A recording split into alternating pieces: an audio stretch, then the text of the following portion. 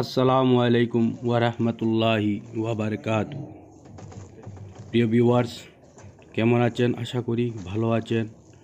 আপনারা দেখছেন MH Misbaul media.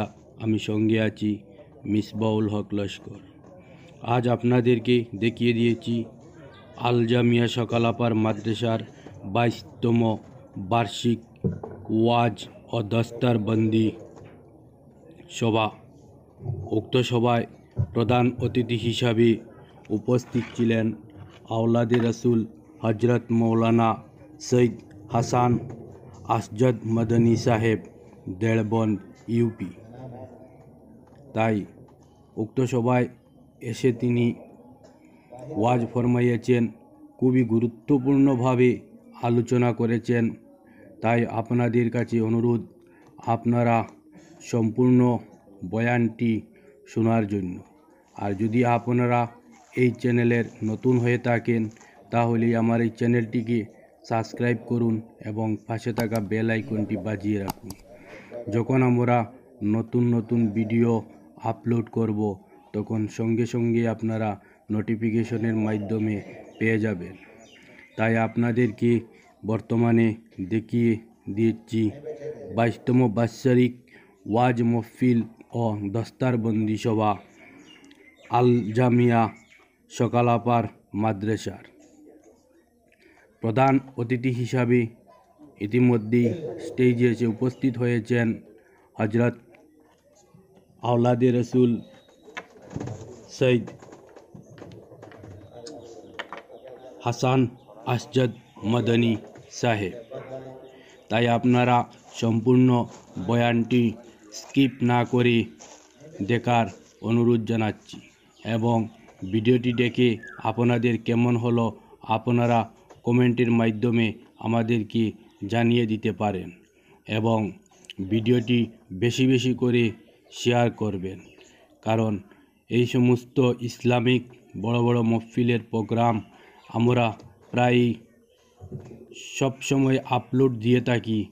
অনেক মানুষ সেই মহফিলেই যেতে পারেনি, তাই আপনারা শেয়ারের মাধ্যমেই ঘরে বসে সেই মহফিলের আয়োজন মানুষরা প্রত্যেকের বাড়ি বাড়ি বসে দেখতে পারবেন। কারণ অনেক মানুষ সেই সমস্ত প্রোগ্রামে যেতে পারেনি। তাই আপনাদেরকে সম্মুখে নিয়ে আসছি বর্তমানে হজরত আওলাদে রসুলের সৈয়দ হাসান আরশদ মদনী সাহেবের খুবই মূল্যবান বক্তব্য। ونشهد أن سيدنا وحبيبنا وشفيعنا وسندنا ومولانا محمدا عبده ورسوله صلى الله تعالى عليه وعلى آله وأصحابه وبارك وسلم تسليما كثيرا كثيرا. أما بعد، عن أبي قرات رضي الله تعالى عنه أن رسول الله صلى الله عليه وسلم توضأ يوما فبدأ أصحاب رسول الله صلى الله عليه وسلم يتمسحون بوضوئه فقال: ما يحملكم على ذلك؟ قالوا: حب الله ورسوله.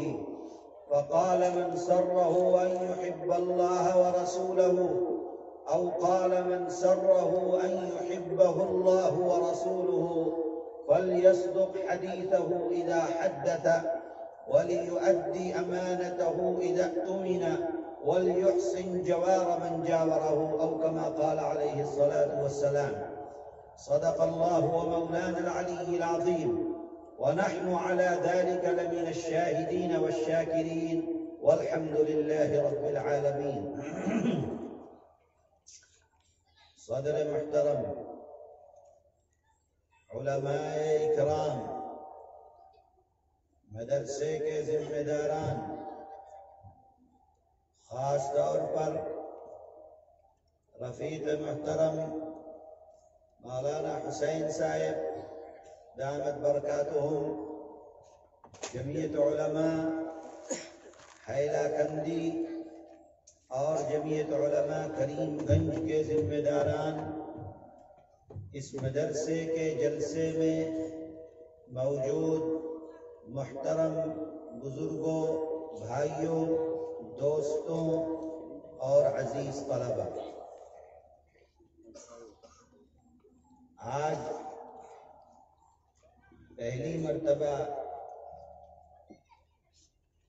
اس مدرسے کے جلسے میں شرکت کرنے کا اتفاق ہوا ہے۔ اس سے پہلے بھی 2 مرتبہ حاضری ہوئی، جس وقت مولانا راز الدین صاحب رحمۃ اللہ علیہ حیات تھے۔ ایک مرتبہ ان کی زندگی میں اور ان کی وفات کے بعد قبر پر فاتحہ پڑھنے کے لیے حاضری ہوئی تھی۔ جب آئے مدرسے میں الحمدللہ سکون، اطمینان، نورانیت اور علمی ماحول اور مشغلہ دیکھنے کو ملا۔ اللہ تعالیٰ سے دعا ہے کہ اللہ اس مدرسے کو تا قیامت قائم رکھے، اس کے فیض کو جاری فرمائے، عام فرمائے۔ ابھی تک جہاں جہاں ہمارے پروگرام ہوئے، میرے برابر میں جمعیت علماء کریم گنج کے جنرل سیکریٹری حضرت مولانا قاری حافظ حسین صاحب دامت برکاتہم، جو مدرسے میں اپنے یہاں ترمذی شریف کا درس بھی دیتے ہیں اور جمعیت علماء کے فعال رکن ہیں۔ پہلے بیان حافظ صاحب کا ہوتا تھا، اس کے بعد میرا، لیکن یہاں ترتیب بدل گئی۔ میرے بعد حافظ صاحب کا بیان ہوگا انشاءاللہ، اور جماعت کے اوپر حافظ صاحب آپ کے سامنے اپنی بات کو رکھیں گے۔ یہ میں اس لیے کہہ رہا ہوں کہ میری بات سننے کے بعد بھاگ مت جانا، بیٹھے رہنا تاکہ آگے کی بات سن سکیں۔ میں نے آپ کے سامنے ایک حدیث پڑھی ہے جس میں ایک صحابی جن کا نام ہے عبد الرحمن، وہ ایک واقعہ بیان فرماتے ہیں۔ مختصر الفاظ میں آپ کے سامنے رکھ کر اپنی بات کو پورا کروں گا۔ وہ واقعہ یہ بیان فرماتے ہیں کہ اللہ کے نبی ایک مرتبہ وضو فرما رہے تھے۔ اللہ کے نبی کے جسم اطہر سے وضو کا پانی جو جسم سے لگ کر نیچے گر رہا تھا، صحابہ اس پانی کو اپنے ہاتھ پر لیتے تھے اور اپنے چہرے اور اپنے جسم کے اوپر مل رہے تھے اس پانی کو۔ سمجھ میں آ رہا ہے؟ جب اللہ کے نبی نے صحابہ کے اس عمل کو دیکھا کہ جو پانی نبی کے جسم اطہر سے لگ کر نیچے گرنا چاہتا ہے، صحابہ اس کو نیچے نہیں گرنے دیتے، اس کو اپنے ہاتھ پر لیتے ہیں اور اس کو اپنے جسم پر ملتے ہیں۔ تو اللہ کے نبی نے صحابہ سے پوچھا، ما يحملكم على ذلك، تم ایسا کیوں کر رہے ہو، کیا وجہ ہے؟ تو صحابہ نے، تمام صحابہ نے فرمایا، حب اللہ ورسولہ، اے اللہ کے نبی، دنیا مقصود نہیں ہے، ہم اس لیے کر رہے ہیں کہ ہم کو اللہ اور اللہ کے نبی سے محبت ہے۔ اور صحابہ اپنے کہنے میں سچے تھے۔ صحابہ نے اپنے عمل سے کر کے دکھلایا اس بات کو کہ وہ اللہ کے نبی سے کیسی محبت رکھتے ہیں۔ اپنی جان کی بازی لگانے کی باری آئی تو صحابی نے جان کی بازی لگائی۔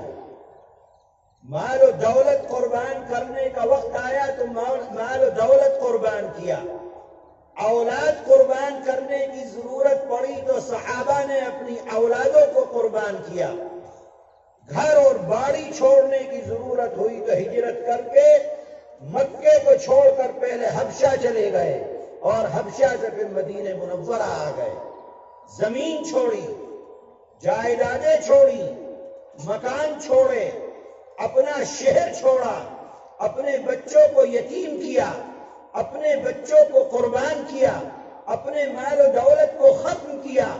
نبی نے اگر حکم دے دیا، نبی کے حکم کے آگے صحابہ نے کسی چیز کو نہیں دیکھا، جو نبی نے مانگا وہ صحابہ نے نبی کے قدموں میں قربان کر دیا۔ اعلان فرما دیا صحابہ سے کہ جاؤ چندہ لے کر آؤ۔ تبوک کے موقع پر صحابہ گئے اپنے گھروں کو اور چندہ لے کر آئے۔ کتنا چندہ؟ عثمان غنی بھی گئے، عمر فاروق بھی گئے، ابو بکر صدیق بھی گئے۔ عثمان نے اتنا مال و دولت لا کے دیا، اتنا مال و دولت لا کے دیا کہ اللہ کا نبی خوشی میں فرما دیا کہ عثمان آج کے بعد اگر کوئی بھی خیر کا کام نہ کرے تو بھی عثمان کے لیے جنت واجب ہے۔ عمر کیا لے کر آئے ہو؟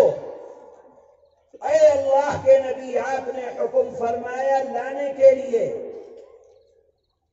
جو کچھ مال و دولت تھا 2 حصوں میں تقسیم کیا، ایک گھر والے کے لیے چھوڑ کے آ گیا، ایک آپ کے قدموں میں لا کر رکھ دیا۔ ابو بکر کیا لے کر آئے ہو؟ گھر والوں کے لیے کیا چھوڑ کر آئے ہو؟ اے اللہ کے نبی، جو کچھ تھا لا کر آپ کے قدموں میں رکھ دیا، گھر والوں کے لیے اللہ اور اللہ کا نبی چھوڑ کر آیا۔ کیا مطلب؟ جو کچھ تھا ابو بکر کے پاس سب کو جمع کیا اور لا کر اللہ کے نبی کے قدموں میں رکھ دیا۔ یہ جانثاری تھی صحابہ کی، اللہ کے نبی کے ایک حکم پر اپنا سب کچھ قربان کر دینا اپنے لیے باعث سعادت سمجھتے تھے۔ اسی موقع پر دیکھا کہ ایک عورت دروازے کے اوپر کھڑی ہوئی ہے، جس کے ہاتھ میں بچہ ہے چھوٹا سا۔ وہ عورت پوچھتی ہے کہ محمد کون ہے؟ فرمایا کہ وہ بیٹھے ہوئے ہیں۔ اے اللہ کے نبی، آپ نے حکم دیا ہے چندے کے لیے، لیکن میرے پاس تو کچھ بھی نہیں ہے، میں تو ایک غریب بیوہ عورت ہوں، فقیر ہوں، نہ کھانے کے لیے کچھ ہے، نہ آپ کو دینے کے لیے کوئی چیز ہے، نہ گھر کے اندر کوئی سامان ہے، نہ روپیہ ہے، نہ پیسہ ہے، کچھ نہیں ہے میرے پاس، لیکن آپ نے حکم دیا ہے کہ 2 چندہ۔ اے اللہ کے نبی، یہ میرا بچہ ہے چھوٹا سا، یہ میں آپ کو دے رہی ہوں، اس کو لے جائیے اپنے ساتھ۔ اللہ کے نبی فرماتے ہیں کہ اے عورت، کیسی بات کرتی ہو؟ یہ چھوٹا بچہ جو ابھی چل نہیں سکتا، دوڑ نہیں سکتا، کھا نہیں سکتا، تلوار اٹھا نہیں سکتا، چلا نہیں سکتا، یہ کرے گا کیا جنگ میں جا کر؟ اے اللہ کے نبی، آپ نے حکم دیا ہے آپ اس بچے کو لے جائیں اپنے ساتھ، آپ اس کو اپنے ہاتھ میں رکھیں، آپ اس کو اپنی ڈھال بنائیں، جو تیر اور تلوار آپ کی طرف آئے۔ اے اللہ کے نبی، آپ میرے بچے کو سامنے کر دیجئے، یہ ختم ہو جائے، یہ قربان ہو جائے، یہ اللہ کی راہ میں شہید ہو جائے۔ اے اللہ کے نبی، مجھ کو یہ گوارا ہے، لیکن آپ کو کوئی زخم آئے، اے اللہ کے نبی، مجھ کو یہ گوارا نہیں ہے کسی کو۔ میں آپ سے یہ عرض کر رہا ہوں کہ اللہ کے نبی سے صحابہ کیسی محبت کیا کرتے تھے، اور جب دیکھا کہ پانی گر رہا ہے اللہ کے نبی نے پوچھا کیوں ایسا کر رہے ہو؟ صحابہ نے کہا کہ حب اللہ و رسولہ، کہ ہم کو اللہ اور اللہ کے نبی سے محبت ہے۔ سچے تھے صحابہ کہنے کے اندر، لیکن دیکھو، سوچو، سمجھو کہ اللہ کے نبی کیا فرماتے ہیں صحابہ کے اس جواب کے بعد۔ اللہ کے نبی نے فرمایا، کیونکہ نبی جانتے ہیں کہ قیامت تک لوگ آتے رہیں گے، دین اسلام میں داخل ہوتے رہیں گے، نبی سے محبت کا دعویٰ کرتے رہیں گے، لوگ کہتے رہیں گے کہ میں اللہ سے محبت کرنے والا ہوں، اللہ کے نبی سے محبت کرنے والا ہوں۔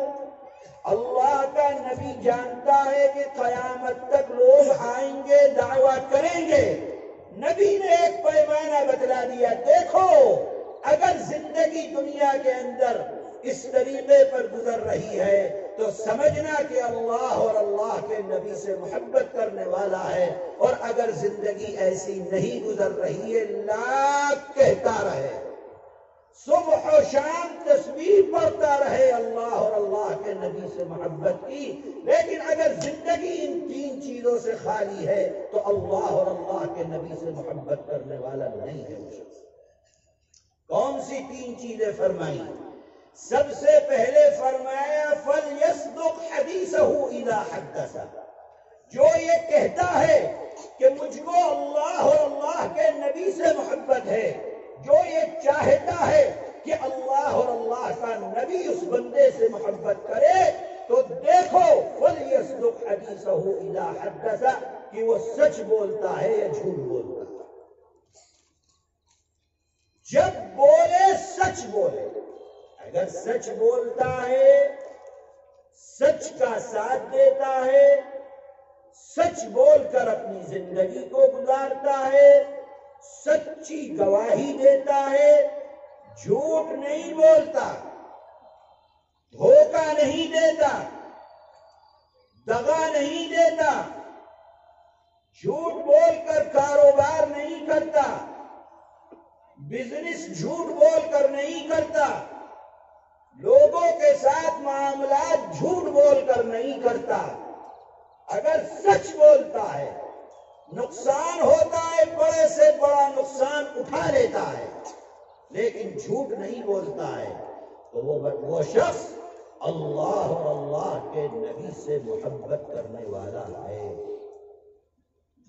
اور جو جھوٹ بول دے، 10 روپیے کے لیے جھوٹ بول دیتا ہے، 100 روپیے کے لیے جھوٹ بول دیتا ہے، اپنے چھوٹے سے کام کے لیے جھوٹ بول دیتا ہے، اپنے بچے کے لیے جھوٹ بول دیتا ہے، اپنے گھر والوں کے لیے جھوٹ بول دیتا ہے، ماں سے جھوٹ بولتا ہے بیوی کے لیے، بیوی سے جھوٹ بولتا ہے دوسرے کاموں کی وجہ سے۔ جو جھوٹ بول کر اپنی زندگی کو گزارتا ہے وہ اللہ اور اللہ کے نبی سے محبت کرنے والا نہیں ہے۔ اب دیکھو ہر مسلمان اپنے گریبان میں جھانک کر دیکھو کہ صبح سے شام کتنا جھوٹ بولتے ہو، اور یہ کوئی قید نہیں ہے کہ تم صرف مسلمان کے ساتھ بات کر رہے ہو تو سچی بات کرو، اور غیر مسلم کے ساتھ بات کر رہے ہو تو جھوٹ بول دو۔ نہیں، تم کسی کے ساتھ بات کر رہے ہو، تم کسی کے ساتھ معاملہ کر رہے ہو، تم ہندو اور مسلمان جس کے ساتھ بات کر رہے ہو سچی بات کرو۔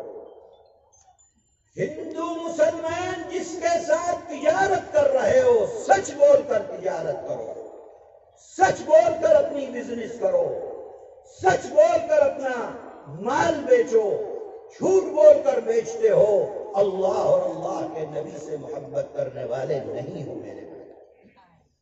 تو پہلا جو آدمی جھوٹ بول دیتا ہے وہ اللہ اور اللہ کے نبی سے محبت کرنے والا نہیں، اور جو سچ بولتا ہے، سچ بول کر اپنی زندگی کو گزارتا ہے وہ اللہ اور اللہ کے نبی سے محبت کرنے والا ہے۔ میرے آقا حضرت محمد صلی اللہ علیہ وسلم نے فرمایا گناہوں میں تیسرے نمبر کا سب سے بڑا گناہ یہ ہے کہ انسان جھوٹ بول دے اور جھوٹی گواہی دے دے.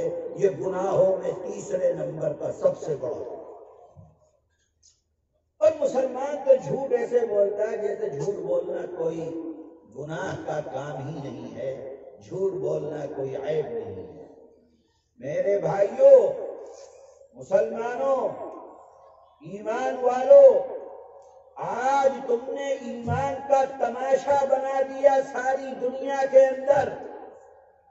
میں کہتا ہوں اس بات کو کہ آج ایک غیر مسلم کی زبان پر اعتبار کیا جا سکتا ہے لیکن مسلمان کی زبان پر اعتبار نہیں کیا جا سکتا. کیوں؟ اس لیے کہ مسلمان اپنا مشن بنا لیا ہے جیسے کہ جھوٹ بولنا ہے. وعدہ کرنا ہے تو وعدہ خلافی کرنا ہے، بات کرنی ہے تو جھوٹی بات کرنی ہے. سچ تو ایسا لگتا ہے جیسے مسلمان کا دین اور دھرم اس کو سچ بولنا سکھلاتا ہی نہیں ہے. میرے بھائیوں، جس وقت اسلام دنیا کے اندر آیا، میرے آقا حضرت محمد صلی اللہ علیہ وسلم دین لے کر آئے، سکھلایا دین، بتلایا دین صحابہ کو. جعفر طیار جس وقت مکے سے ہجرت کر کے گئے حبشہ کے ہاں، اور حبشہ کے دربار میں جا کر مکے والے گئے پیچھے سے کہ ہمارے بھگوڑے آئے ہیں ان کو ہمیں واپس کرو. بادشاہ نے کہا کہ ایسے نہیں، پہلے ان کی بات سنی جائے گی. جمع کیا سب کو. جعفر طیار کھڑے ہوئے، کیوں آئے ہو چھوڑ کر اپنے گاؤں کو، اپنے شہر کو؟ فرمایا کہ ہمارے درمیان ایک نبی اللہ نے بھیجا، ہم نے اس نبی پر ایمان لائے. وہ نبی تم کو کیا تعلیم دیتا ہے؟ جعفر فرماتے سب سے پہلی تعلیم امرنا بصدق الحدیث، کہ ہمارا نبی ہم کو سچ بولنے کی تعلیم دیتا ہے. بالکل بنیاد اسلام کی، ابتدا اسلام کی.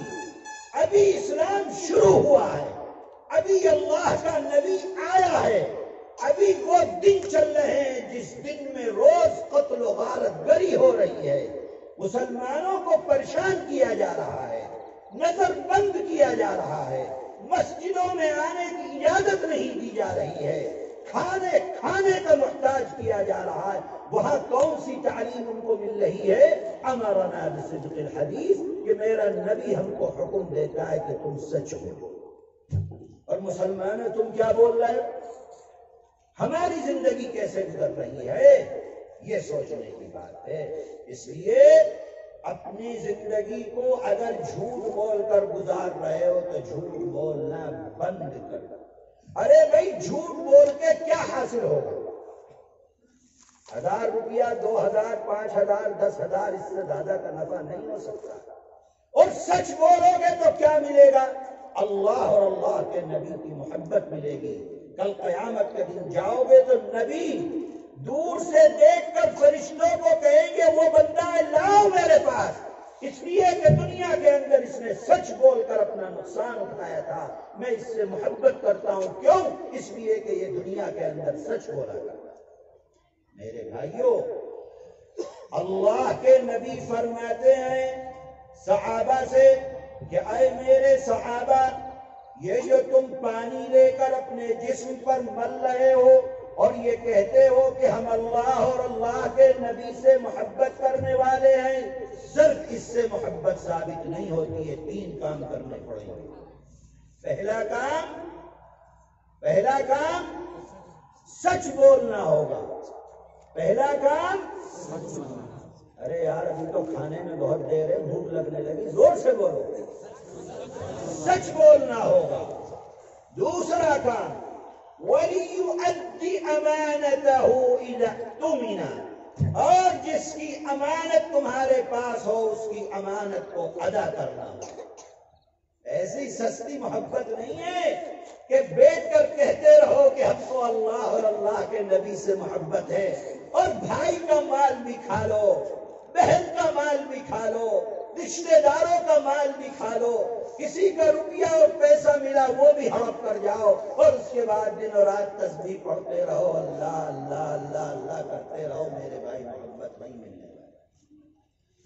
وَلِيُؤَدِّ أَمَانَتَهُ إِذَا اؤْتُمِنَ إِنَّ اللَّهَ يَأْمُرُكُمْ أَن تُؤَدُّوا الْأَمَانَاتِ إِلَىٰ أَهْلِهَا۔ اللہ تعالیٰ تم کو یہ حکم دیتا ہے کہ امانتیں جن لوگوں کی ہیں ان کو امانتیں پہنچاؤ۔ کسی کی بھی امانت ہو، ہندو کی ہو کہ مسلمان کی ہو، اپنے دھرم والے کی ہو کہ غیر دھرم والے کی ہو، اپنے برادری کی ہو کہ غیر برادری والے کی ہو، اپنے رشتہ دار کی ہو کہ غیر رشتہ دار کی ہو، کسی کی امانت ہو، اسلام کو اس سے کوئی بحث نہیں۔ اسلام صرف اس بات کو جانتا ہے کہ اگر آپ کے پاس امانت ہے، صرف روپیہ پیسہ نہیں، صرف زمین و جائیداد نہیں، بلکہ جو حق تمہارے اوپر کسی کا ہے، اگر تم حق کو ادا کرتے ہو تو امانت کو ادا کرنے والے ہو، اور اگر حق کو ادا نہیں کرتے تو امانت کو ادا کرنے والے نہیں ہو۔ پڑوسی کا حق ہے، برابر میں بیٹھنے والے کا حق ہے، چل رہے ہو، پھر رہے ہو، بزنس کر رہے ہو، اگر تم بیچ رہے ہو خریدنے والے کا حق ہے، خرید رہے ہو بیچنے والے کا حق ہے، اگر تم کسی جگہ نوکری کرتے ہو تمہارے مالک کا حق ہے، اگر تم مالک ہو تمہارے نوکروں کا حق ہے، تم مدرسے کے ذمہ دار ہو تمہارے اساتذہ کا حق ہے، تم پڑھاتے ہو تمہارے طلباء کا حق ہے، تم طالب علم ہو تمہارے اساتذہ کا حق ہے تمہارے اوپر، تم اولاد ہو تمہارے ماں باپ کا حق ہے، تم باپ ہو تمہاری اولاد کا حق ہے۔ اللہ نے ہر انسان پر دوسرے انسان کا حق رکھا ہے۔ کوئی دنیا کے اندر یہ نہیں کہہ سکتا کہ میرے اوپر کسی کا حق نہیں ہے۔ پڑوسی جہاں رہتے ہو پڑوسی کا حق ہے تمہارے اوپر، بازار جاتے ہو کام کرنے کے لیے وہاں حق ہے، گھر رہتے ہو وہاں حق ہے، باپ ہے وہاں حق ہے، ماں ہے وہاں حق ہے، بیوی ہے وہاں حق ہے، بچے ہیں وہاں حق ہے، ہر جگہ اللہ نے تمہارے اوپر حق رکھ دیا ہے۔ حق کو ادا کرتے ہو تو امانت کو ادا کرنے والے ہو، اور حق ادا نہیں کرتے تو امانت کو ادا کرنے والے ہو۔ کوئی ہو، ہندو مسلمان کچھ نہیں، روپیہ جس کا ہو دو، وعدہ جس سے کیا پورا کرو، پیسہ جس کا لیا ادا کرو، قرض جس کا اٹھایا وقت پر واپس کرو، جھوٹ بولتے ہو غیر مسلم سے سزا تم کو ملے گی، غلط کام کر کے کسی غیر کو دھوکہ دیتے ہو سزا تم کو ملے گی۔ اللہ اور اللہ کے نبی کیا ہندو اور مسلمان کوئی چیز نہیں۔ حدیث کے اندر فرما دیا ہے الخلق عیال اللہ، تمام کی تمام مخلوق وہ اللہ کا کنبہ ہے۔ اللہ نے تم کو ہدایت دے دی کہ تم کیا ہو گئے؟ ایمان والے ہو گئے، اللہ نے ایمان کی دولت سے نواز دیا، لیکن کیا سمجھتے ہو کہ غیر مسلم اللہ کا بندہ نہیں ہے؟ وہ بھی اللہ کا بندہ ہے۔ سورج کی روشنی تم کو ملتی ہے، کیا ان کو نہیں ملتی ہے؟ ان کو بھی ملتی ہے۔ پانی جب برستا ہے تمہارے کھیت میں برستا ہے، کیا اس کے کھیت میں نہیں برستا غیر مسلم کے؟ اس کے ہاں بھی کیوں؟ اس لیے کہ وہ بھی اللہ کا بندہ ہے۔ جب تم ہل چلاتے ہو اپنے کھیت میں تو کھیت سے چاول نکلتا ہے، تمہارے کھیت میں نکلتا ہے، کیا غیر مسلم کے کھیت میں نہیں نکلتا؟ اس کے یہاں بھی نکلتا ہے، کیوں؟ اس لیے کہ وہ بھی اللہ کا بندہ ہے۔ تم بھی اللہ کے بندے، وہ بھی اللہ کا بندہ۔ اگر تم ظلم کرو گے، تکلیف دو گے، پریشان کرو گے، جھوٹ بول کر معاملہ کرو گے، کسی غیر مسلم کے ساتھ کرو گے، کسی کافر کے ساتھ کرو گے، کسی ہندو کے ساتھ کرو گے، تو یاد رکھو کہ تم اللہ اور اللہ کے نبی سے محبت کرنے والے نہیں ہو میرے بھائی۔ ہر کسی کے ساتھ تم کو معاملہ کرنا ہوگا، اچھا معاملہ کرنا ہوگا۔ ایک جو میں نے آیت پڑھی ہے آپ کے سامنے، ان اللہ یأمرکم ان تؤدوا الامانات الى اہلها، کب نازل ہوئی؟ فتح مکہ ہو گیا، اب اللہ کا نبی حکم دیتا ہے کہ دیکھو عثمان کے پاس چابی ہے، جاؤ اس سے لے کر آؤ۔ عثمان ابھی تک ایمان نہیں لائے، عثمان غنی نہیں ہے، یہ عثمان ابن العاص ہیں، ایمان نہیں لایا۔ صحابہ گئے، عثمان سے چابی چھینی، لا کر اللہ کے نبی کے پاس۔ اللہ کے نبی خانہ کعبہ کے اندر گئے، خانہ کعبہ کو دھویا دھلایا، واپس باہر آ گئے۔ ہر آدمی موجود، دسیوں ہزار صحابہ کی جماعت موجود، ہر آدمی تمنا کرتا ہے ابو بکر ہو، عمر ہو، عثمان غنی ہو، علی کے مرتضی ہو، عبداللہ ابن مسعود ہو، بڑے بڑے صحابہ اکرام رضوان اللہ علیہ اجمعین تمنا کر رہے ہیں کہ کاش آج خانہ کعبہ کی چابی مجھ کو مل جائے، تاکہ رہتی دنیا تک بات ہو جائے کہ اللہ کے نبی نے فتح مکے کے دن خانہ کعبہ کی چابی فلاں صحابی کو دی ہے۔ اللہ کے نبی خانہ کعبہ کے دروازے پر کھڑے ہوئے ہیں، اللہ کا فرشتہ اس آیت کو لے کر آتا ہے، ان اللہ یأمرکم ان تؤدوا الامانات الی اہلہا، اللہ تعالیٰ تم کو حکم دیتا ہے، تم کو یأمرکم، صرف نبی کا مسئلہ تھا، چابی تو آپ کے ہاتھ میں تھی، لیکن صرف نبی کو نہیں، تمام کو جتنے وہاں موجود ہیں اور قیامت تک آنے والے جتنے ایمان والے ہیں، ان تؤدوا الامانات، مسئلہ صرف ایک چابی کا تھا، لیکن قرآن صیغہ استعمال کر رہا ہے جمع کا، جو بھی تمہارے پاس امانتیں ہوں، جس کی بھی امانت ہو، الی اہلہا، وہ تم اس کو پہنچاؤ، تم کسی کی امانت لے کر بیٹھ نہیں سکتے۔ کیا پیغام دینا ہے نبی کو؟ پیغام یہ ہے کہ یہ جو چابی خانہ کعبہ کی آپ نے لی ہے عثمان بن العاص سے، جو ابھی ایمان نہیں لائے، عثمان سے یہ چابی لے کر ابو بکر کو نہیں دی جائے۔ کیوں؟ اس لیے کہ یہ امانت جو ہے یہ عثمان سے لی ہے، اگرچہ عثمان کافر ہیں، اگرچہ عثمان مشرک ہیں، اگرچہ عثمان اللہ کو نہیں مانتے، ایک اللہ پر ایمان نہیں لائے، اگرچہ عثمان نبی کو، محمد الرسول اللہ کو اللہ کا نبی نہیں مانتے، لیکن اللہ کا فرشتہ آ گیا کہ چابی عثمان سے لیے، اگرچہ کافر ہیں لیکن عثمان ہی کو واپس دی جائے۔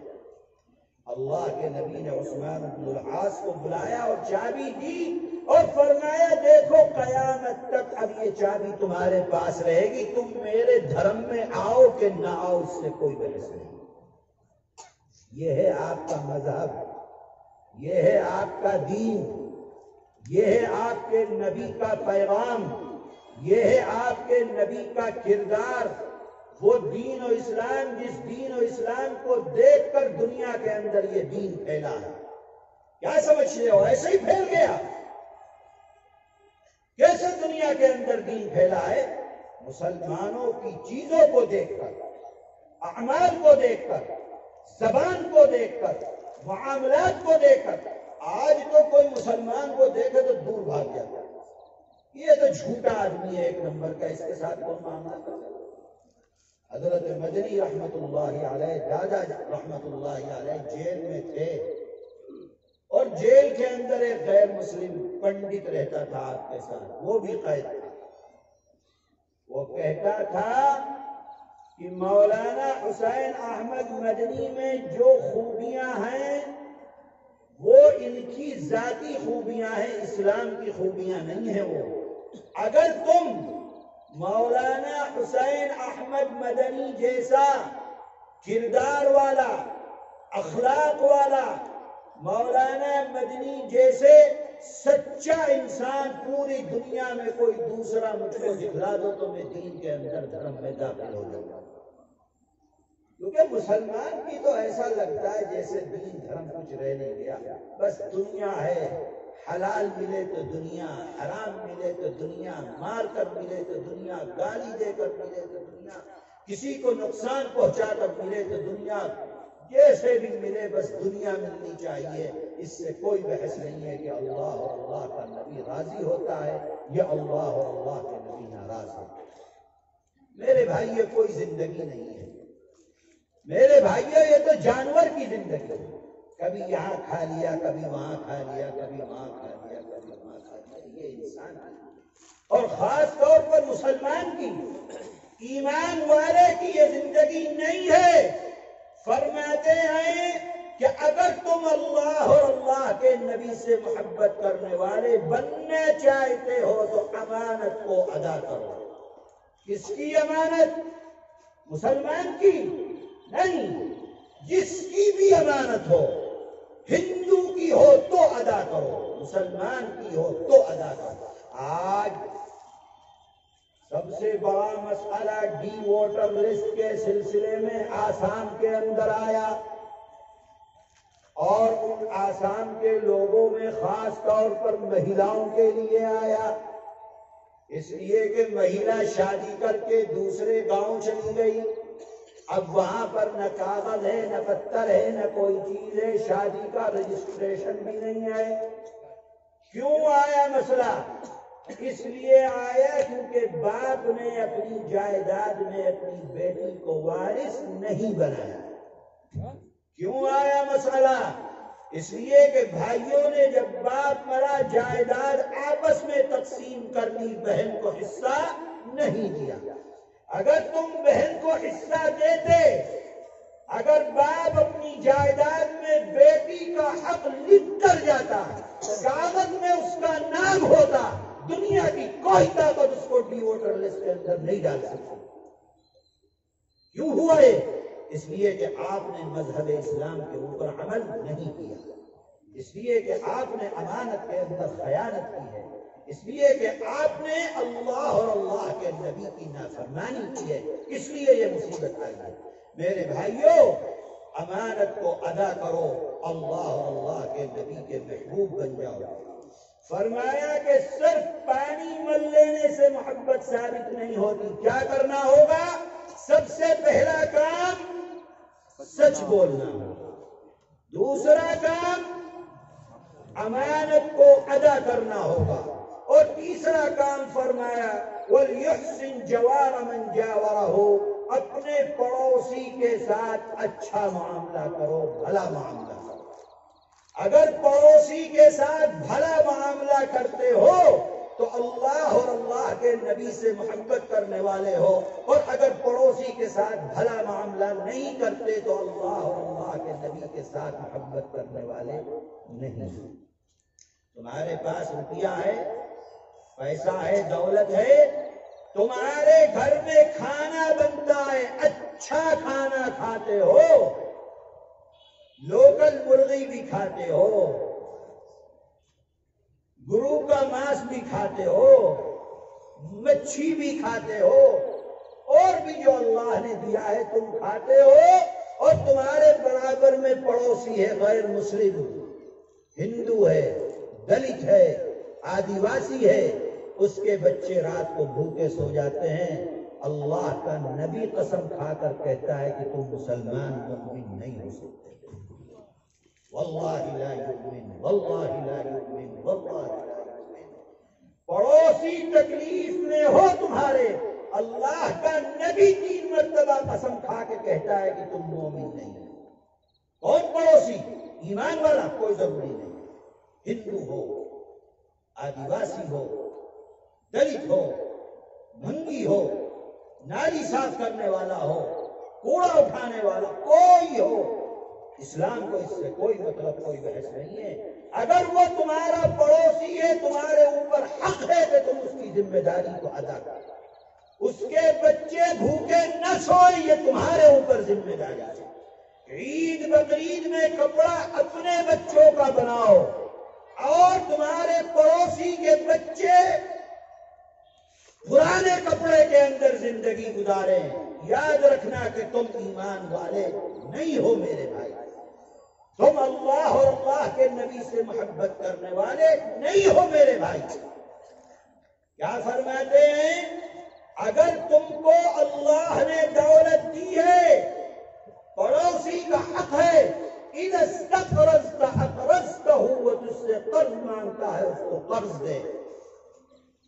فرماتے ہیں اگر تیرے پاس دولت ہے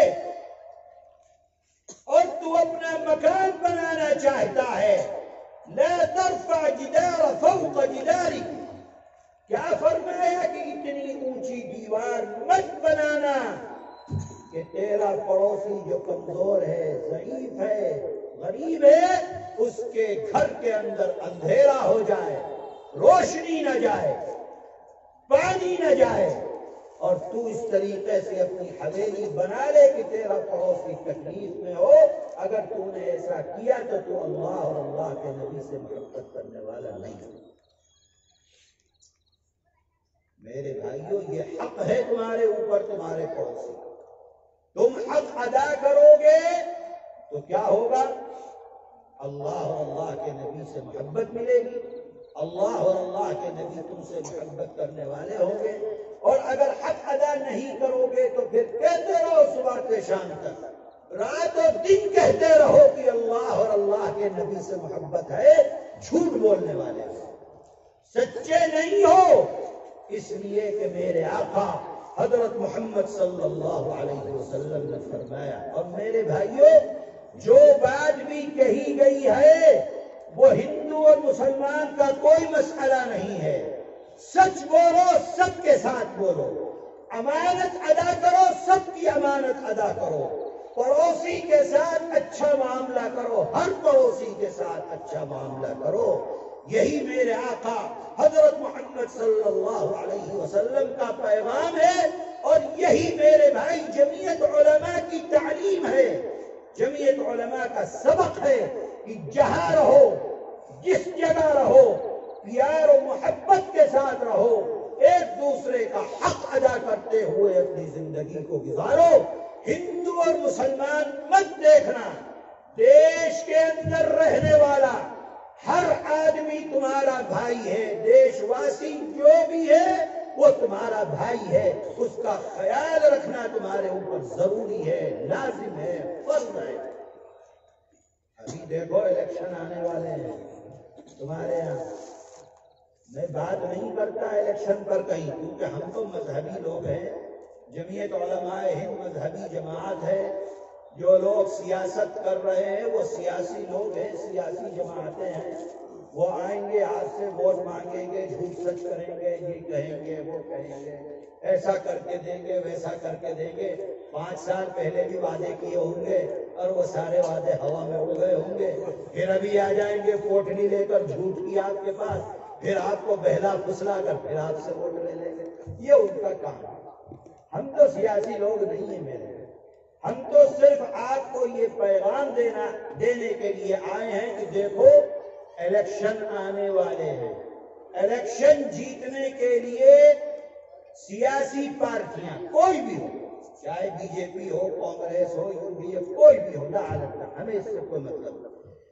سیاسی پارٹیاں نفرت کا کھیل کھیلتی ہیں، ہندو اور مسلمان کو بانٹنے کی بات کرتی ہیں، لڑائی لگاتی ہیں، دنگا لگاتی ہیں، فساد کراتی ہیں، اور فساد کرانے کے بعد لوگوں کو مروا کر، تباہ کر کے، املاک کو تباہ کر کے، پھر الیکشن میں اپنے ووٹ کو حاصل کرتے اقتدار کی کرسی پر بیٹھے۔ میرے بھائیوں، تم سمجھدار ہو، نفرت کو مت بیچ میں آنے دینا۔ ہندو اور مسلمان کچھ نہیں ہے، اگر کوئی تم سے اسلام کے نام پر ووٹ مانگتا ہے، دھرم کے نام پر ووٹ مانگتا ہے، میرے بھائی وہ کہتا ہے تم سے کہ تم مسلمان ہو اس لیے تم ہمارے پاس آؤ، ہندوؤں کو چھوڑ دو، تو یاد رکھنا وہ تمہارے لیے قاتل ہے، وہ تمہارے لیے زہر ہے۔ اور ہندوؤں کے لیے بھی یہی ہے. اگر کوئی آتا ہے آپ کے پاس دھرم کے نام پر راجنیتی کرتا ہے، چاہے مسلمان راجنیتی کرے دھرم کے نام پر، چاہے ہندو راجنیتی کرے دھرم کے نام پر، نقصان کس کا ہونا ہے؟ دھرم کا تو نقصان ہونے والا نہیں ہے.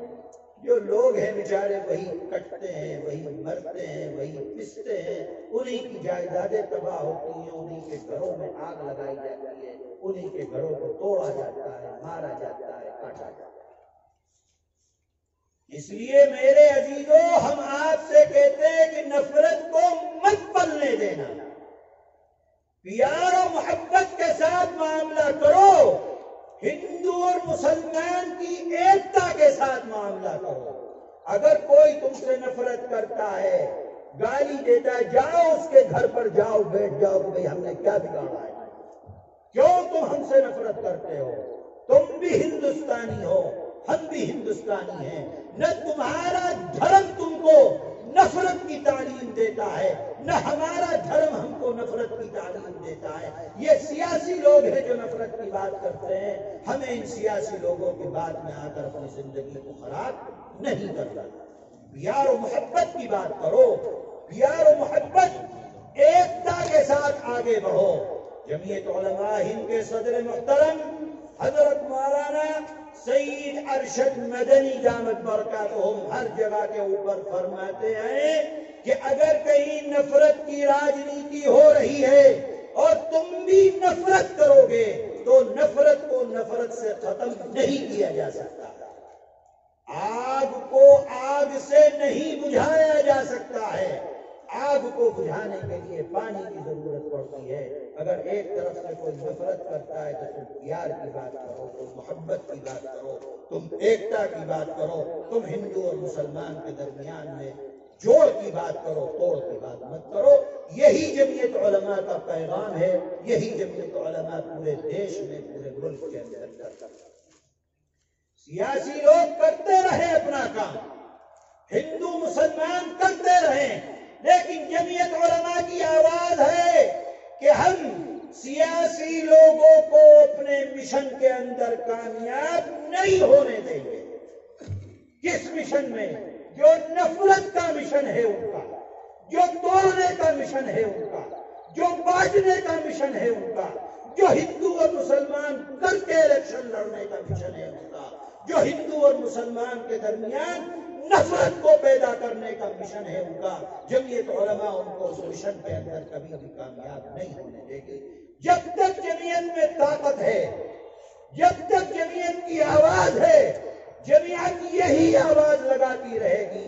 جہاں رہو پیار و محبت کے ساتھ رہو، ایک دوسرے کے ایکتا کے ساتھ رہو، ایک دوسرے کے جوڑ کے ساتھ رہو، ایک دوسرے کے دکھ اور درد میں شریک رہ کر اپنی زندگی کو گزارو.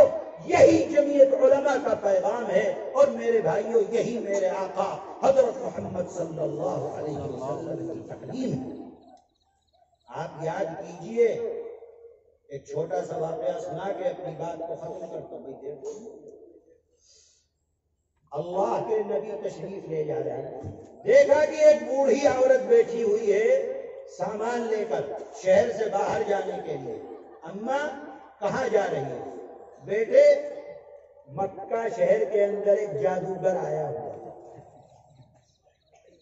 میں نے سنا ہے جو اس جادوگر کو دیکھ لیتا ہے اس کے دین میں داخل ہو جاتا ہے. اے بیٹے، میری عمر ہو گئی 70-80 سال، بتوں کی پوجا کرتے کرتے میں مکے کو چھوڑ کر جا رہی ہوں تاکہ اس جادوگر کا سامنا نہ ہو. میں اپنے بتوں کی عبادت کرتے کرتے اس دنیا سے چلی جاؤں. یہ میرا سامان ہے بیٹے، یہ اٹھا کر میرے سر کے اوپر رکھا. اللہ کا نبی اس سامان کو اٹھاتا ہے، دیکھتا ہے کہ بڑھیا تو بہت کمزور ہے، سامان بھاری ہے. اللہ کے نبی نے فرمایا کہ اماں، سامان بھاری ہے، اگر آپ اجازت دیں تو یہ سامان میں جہاں آپ کو جانا ہے وہاں چھوڑ کر آ جاؤں. بڑھیا نے کہا کہ بیٹے، اس سے اچھی کیا بات ہو سکتی ہے، چل میں تجھ کو مزدوری دے دوں گی. تو بڑھیا سمجھ رہی ہے کہ یہ کوئی مزدور انسان ہے جو مزدوری کرنے کے لیے نکلا. اللہ کا نبی جا رہے ہیں، اس بڑھیا کا سامان اپنے سر پر رکھ کر راستے میں پوچھ رہے ہیں کہاں جا رہی ہو، کیوں جا رہی ہو، شہر چھوڑ کر جانے کی وجہ کیا ہے؟ وہ بڑھیا کہہ رہی ہے کہ جادوگر آیا ہوا ہے، جو اس جادوگر کے چہرے کو دیکھتا ہے اس کے دین میں داخل ہو جاتا ہے۔ میں اپنے بتوں کی عبادت کرتے کرتے 70-80 سال گزار دیے، اب میں اس جادوگر کا چہرہ نہیں دیکھنا چاہتی کہ کہیں اس کے دین میں داخل ہو جاؤں تو میرا مذہب مجھ سے ختم ہو جائے۔ اور جہاں جانا تھا وہاں پہنچ گئے۔ اللہ کے نبی نے سامان اتار کر رکھ دیا۔ بڑھیا نے پوچھا کہ اے لڑکے، اے نوجوان، تیری اجرت کیا ہے، کتنا پیسہ لے گا، کیا مزدوری لے گا؟ اللہ کے نبی نے فرمایا اماں میں تم سے کوئی مزدوری نہیں لوں گا، یہ تو میرا کام ہے، تم بوڑھی ہو، تم ضعیف ہو، تم کمزور ہو، میرا کام ہے کہ میں کمزوروں کی مدد کروں۔ اچھا بیٹا یہ بتلاؤ کہ تمہارا نام کیا؟ اس لیے کہ جب کوئی میرے پاس آئے گا تو میں اس سے کہوں گی کہ دیکھو مکے میں اگر جاؤ گے تو اس جادوگر کے پاس مت جانا، بلکہ تم اپنا نام بتاؤ، میں ان لوگوں سے کہوں گی کہ مکے میں ایک بھلا انسان رہتا ہے جس کا نام فلاں ہے، جو فلاں جگہ پر رہتا ہے، تم اگر مکے میں کوئی کام ہو تو اس بھلے انسان سے جا کر مل لینا۔ اے نوجوان یہ بتا کہ تیرا نام کیا ہے؟ اللہ کے نبی فرماتے ہیں کہ اماں میں ہی وہ محمد ہوں جس محمد سے بچ کر تو اپنا شہر چھوڑ کر یہاں کرتا ہے۔ وہ بڑھیا کہتی ہے کہ اے نوجوان اگر تو ہی محمد ہے تو لا اپنا ہاتھ پھیلا، اگر میں تیرے دین میں داخل نہ ہوئی آج تو میرے سے بڑا کوئی ظالم نہیں ہو سکتا۔ ایسی محبت، ایسی میں تجھ کو راستے بھر برا بھلا کہتی رہی اور تو میرا سامان لے کر میری جگہ کے اوپر پہنچا رہا ہے، تیرے سے بھلا دھرم اور دین کوئی نہیں ہو سکتا۔ اللہ کے نبی نے اس بڑھیا کو کلمہ پڑھایا اور آپ کا جتنا رنج تھا، غم تھا، آپ اپنے سارے رنج و غم بھول گئے۔ کیوں؟ اس لیے کہ وہ بڑھیا ایمان لے کر آ رہا۔ یہ کردار ہے کس کا؟ یہ آپ کے نبی، ہمارے نبی حضرت محمد صلی اللہ علیہ وسلم۔ کس کے ساتھ؟ کافر کے ساتھ، جو آپ کو برا کہتے ہیں ان کے ساتھ، جو آپ کو تکلیف دیتے ہیں ان کے ساتھ۔ میرے بھائیوں یہ سیاسی لوگ تو نفرت کرتے رہیں گے، لیکن ہم کو اپنی زندگی میں اللہ اور اللہ کے نبی کا پیغام ہر وقت یاد رکھنا ہے۔ کوئی ہندو مسلم نہیں ہے، ہر کوئی اللہ کا بندہ ہے، سب کا حق ہے، سب کا حق ادا کرنا یہ ہماری ذمہ داری ہے۔ یہ مت سوچنا کہ بھئی کافر تو کر نہیں رہا، ارے اللہ کے بندو اس کے پاس تھوڑی قرآن ہے، ارے اس کے پاس تھوڑی تمہارے نبی کا دین ہے، وہ تھوڑی جانتا ہے کہ محمد کیا فرما کے گئے ہیں، تم جانتے ہو۔ تمہارے اوپر حق ہے کہ تم اپنے پڑوسی کا حق ادا کرو، تم اللہ کے بندوں کا حق ادا کرو، تم انسانوں کا، جانوروں کا حق ادا کرو، تم کس طریقے سے زندگی گزارنا ہے وہ تم کو بتلایا گیا، تمہارے نبی نے بتلایا، تمہارے قرآن نے بتلایا، رسول اللہ کی حدیث نے بتلایا، صحابہ کے کردار نے بتلایا، اور بڑے بڑے علماء اور بڑے بڑے اولیاء اللہ اپنی زندگی کے اندر بتلا کر گئے۔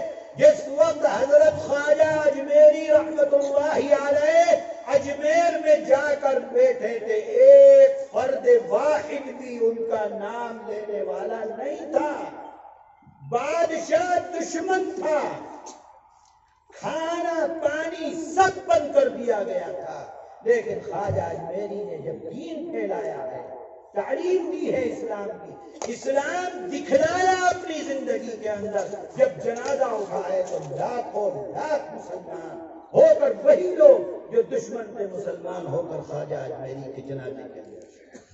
میرے بھائی اسلام کو اپنے دل کے اندر صرف نہیں، اپنے کردار سے لوگوں تک پھیلاؤ، اپنے زبان سے پھیلاؤ، اپنی زندگی کو بتلاؤ کہ دین کیا۔ آج تو مسلمان بہت آسانی سے جھوٹ بولتا ہے اور ایک طرف کو نکل جاتا ہے، میرے بھائی کیسے تمہارے دین کی صحیح تبلیغ ہو سکتی ہے؟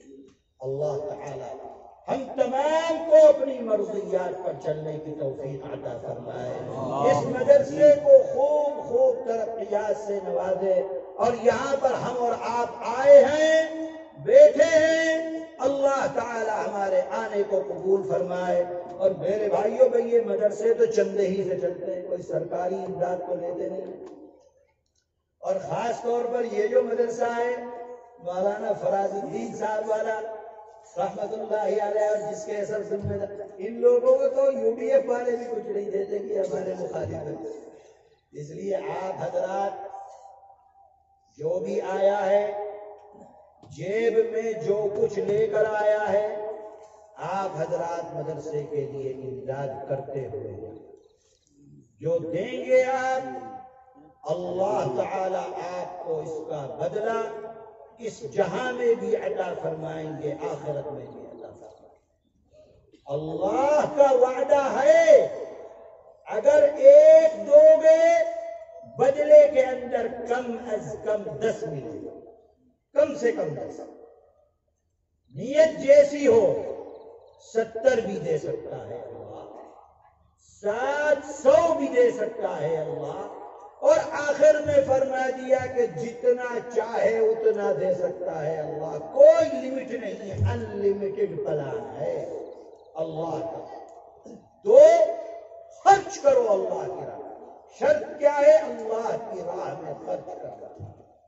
کل قیامت کے دن جب کوئی سایہ نہیں ہوگا عرش کے سائے کے علاوہ، اللہ کے نبی فرماتے ہیں کہ وہاں پر اللہ 7 لوگوں کو عرش کے سائے میں جگہ عطا فرمائیں گے، جس میں ایک آدمی ہوگا رجل تصدق، صدقہ کرنے والا انسان، جو صدقہ کرے گا اس کو اللہ کل عرش کے سائے کے اندر جگہ عطا فرمائیں گے۔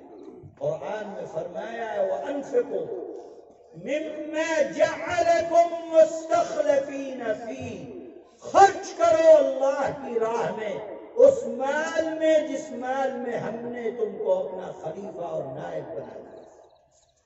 اللہ فرماتے ہیں کہ جو خرچ کرتا ہے وہ اپنے اللہ کے ساتھ تجارت کرتا ہے، اپنے اللہ کے ساتھ معاملہ کرتا ہے۔